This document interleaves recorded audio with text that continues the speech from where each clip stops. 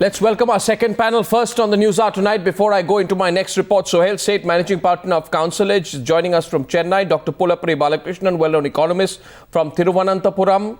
Abhay Aima, who is a well-known voice of the corporate world, market analyst from Mumbai. Dr. Subramaniam Swamy of the Janata Party. Prasenjit Bose is a left-leaning economist. Prakash Javadekar is Member of Parliament and spokesperson of the BJP. Bijon Mishra stays with us. Question here is this.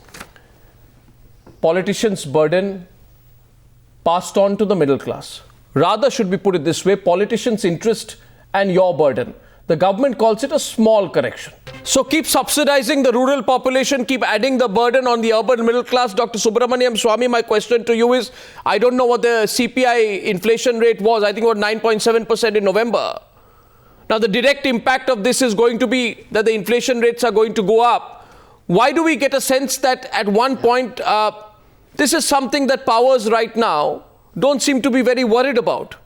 The political impact, the Aam Aadmi impact of this decision.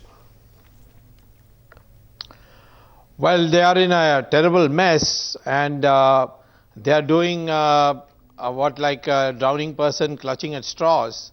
This is not going to change the fundamental situation of the economy, which is it's on the verge of a debt trap. The government has been meeting the deficit by cornering the surplus funds of the banks, public sector banks. Now they have reached a situation where new loans are more or less equal to what past amortization or principal and interest that they have to pay. Then the industrial sector is declining in growth rate, and there is a huge hole in the balance of payments.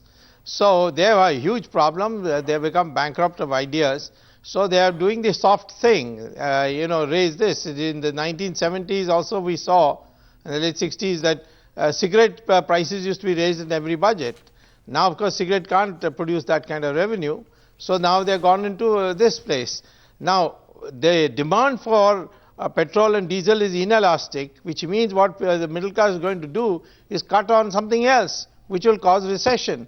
In the meantime, this will cause inflation because everybody is going to raise the prices. So that's why I'm saying that this is not any great new reform or marketization, nothing. It's a total collapse of the government's thinking on economic reforms. Abhay Aima, why do all those people who say this is great reforms moving in the right direction not question the policies of the government when it comes to the bigger subsidies? What is there to celebrate in terms of this being a prudent economic decision, the announcements that were made today? Why were the markets jumping? I want to make 3 points. First, let's break down the usage of diesel. 20% is used by farmers, 20% is used in the transportation of heavy vehicles, 10%, approximately 10% goes to the high-end imported cars or the fancy cars. About 10 to 12% is used by telecom companies. The bulk carriers, which includes the railways and the airlines, consume almost the rest of it. So where is firstly the direct impact on the common man? So because it contributes the most in terms of inflation, and you know that, you are dodging that aspect. But I let you dodge the aspect because you want to build your argument by dodging the reality. No, I'm talking of food inflation. Then food will also be an inflationary item, since you asked about the other subsidies. Let me just complete transportation, my everything, yes. My second point is that, if we are saying that this is under the garb of physical deficit and we are listening to rating agencies, why don't we listen to our own RBI governor, who's not a part of rating agency, who's not a foreigner? My third point is, if it is so politically suicidal, if it is so damaging, why is the opposition crying hoarse? Let them be happy and say this is disaster for them. And if all these steps, that populist measures were right, by now the left party should have been the ruling party by the largest majority. So please don't discredit the common man, please don't discredit the Indian voter. I think they are far more sensible than most of us who are debating this I put this question to Prakash Javadekar and then to Prasenjit Bose.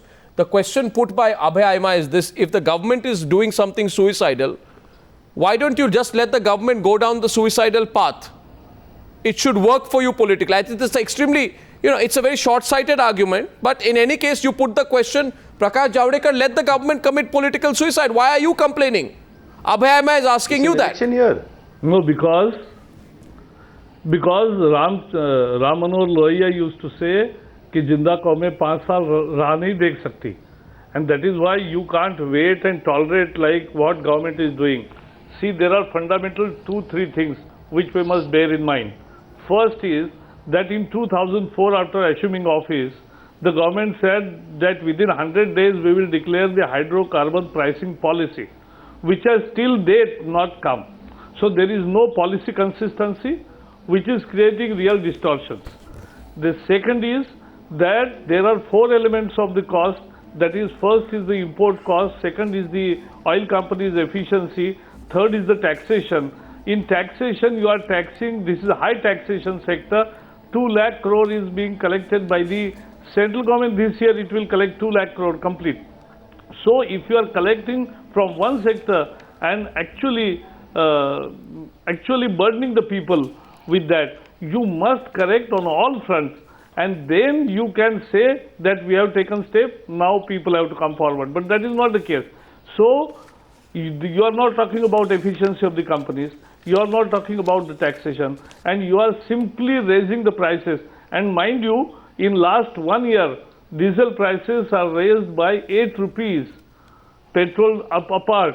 The diesel prices have been raised by 8 rupees. It's a whopping 3 rupees and 5 rupees in 2 doses.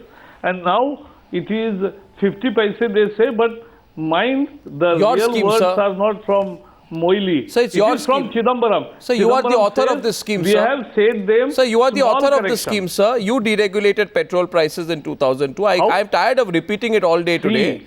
You know you did it. April 1st, 2002, But it I'm came telling into you. effect. You were BJP spokesman then. Vajpayee See, was there in is a power. context. It was discontinued in context January to every 2004 decision. in the eve of the general election. Let me tell you. So I'm tired of repeating that, but you know I'm absolutely right on that. No, 1 minute. You are the author of Just this. 1 minute. It is the issue. No, but author means there Author is means a the copyright to is every with you. decision.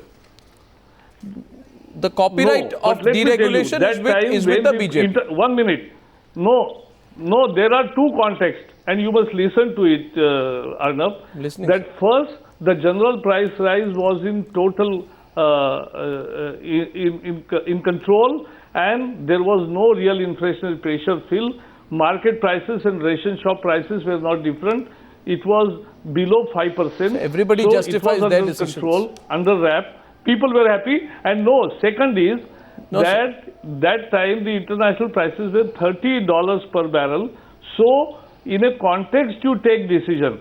But everybody after says the prices are going for $100, then and when the prices domestically are totally uncontrolled and going okay, responses. You can't. We're getting burden responses. more.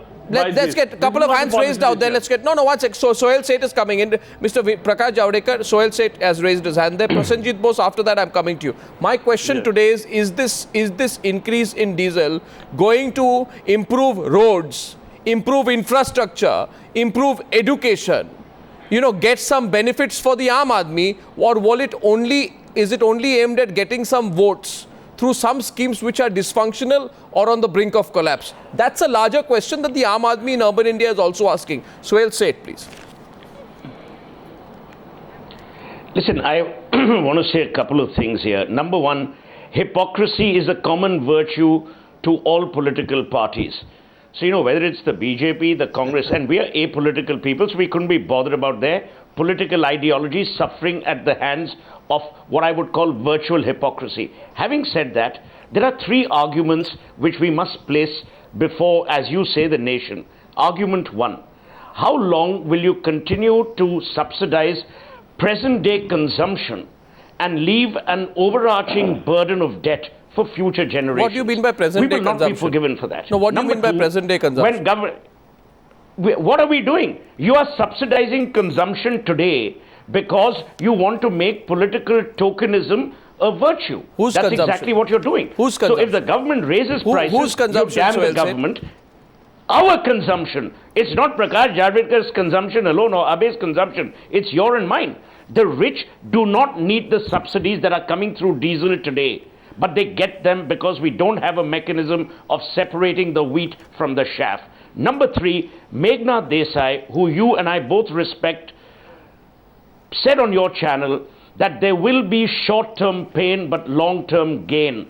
at times, Arnab, it is wise to bite the bullet rather than continue to be holed in a cocoon of political opportunism and then say, oh, is the government doing the right thing? Sir, but finally, one second. Abhay made a very valid point. The middle class, Sohail said, is not as rich as you I think. will finish. No, Sohail, 1 minute. The middle class is not as rich as you think. You look at the household saving rate. As poor. The household saving rate today has fallen from the previous year. There is an erosion in savings.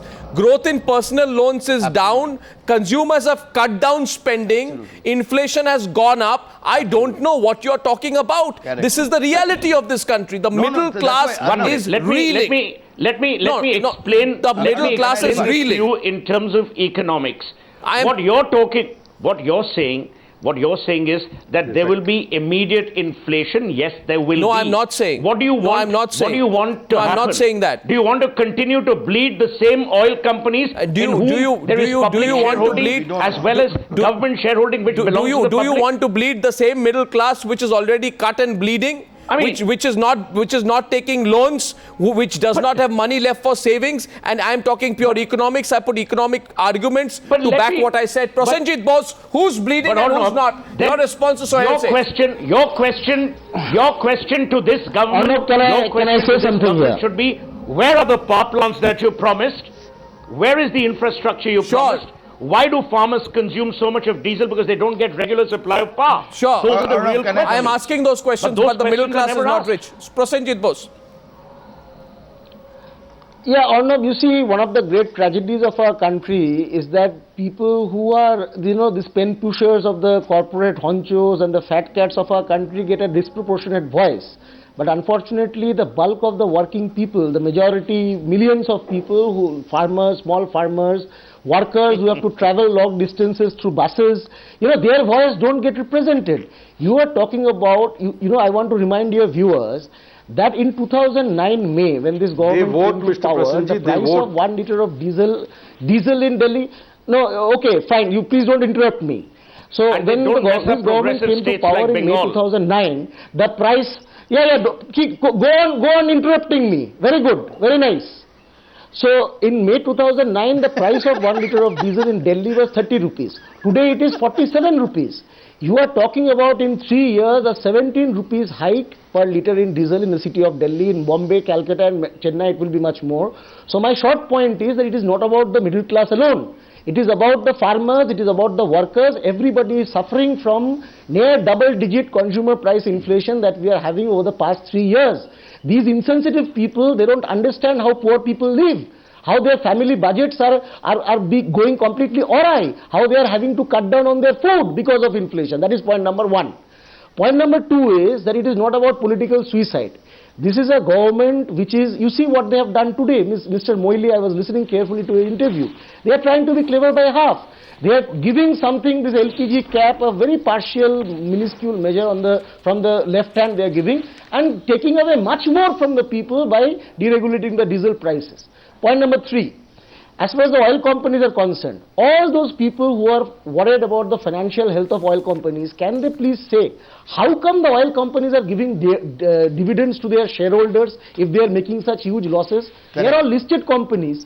So this whole myth of under-recoveries that is being built up. Dr. Balakrishnan. Nothing but I'd get an economist to answer an economist. I'd get Dr. Balakrishnan to respond to you. Allow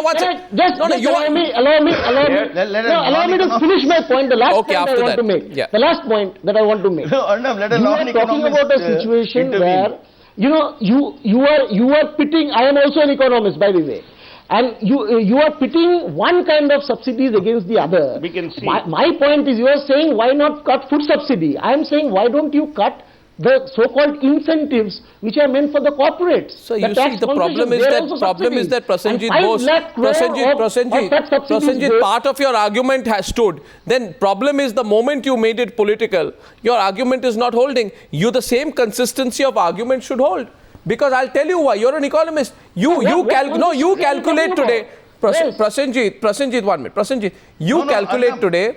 You are an economist and I am not. But you sit down and calculate today how much will be gained because of the price in diesel if it goes 1 year from now. And then you calculate how much is the increase in a food subsidy bill. You will be amazed, Prasenjit. Correct.